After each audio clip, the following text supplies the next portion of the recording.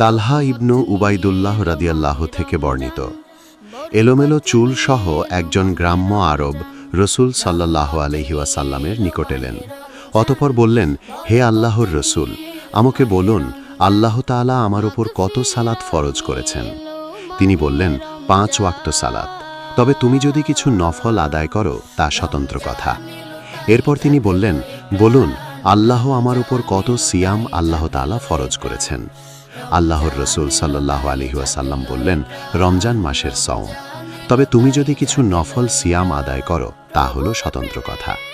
এরপর তিনি বললেন, বলুন আল্লাহ আমার উপর কি পরিমাণ যাকাত ফরজ করেছেন। রাবি বলেন, আল্লাহর রসুল সাল্লাল্লাহু আলাইহি ওয়াসাল্লাম তাকে ইসলামের বিধান জানিয়ে দিলেন। এরপর তিনি বললেন, ওই সত্তার কসম যিনি আপনাকে সত্য দিয়ে সম্মানিত করেছেন, আল্লাহ আমার উপর যা ফরজ করেছেন আমি এর মাঝে কিছু বাড়াবো না এবং কমাবো না। আল্লাহর রসুল সাল্লাল্লাহু আলাইহি ওয়াসাল্লাম বললেন, সে সত্য বলে থাকলে সফলতা লাভ করল, কিংবা বলেছেন সে সত্য বলে থাকলে জান্নাত লাভ করল। সহিহ বুখারী, অধ্যায় সাওম।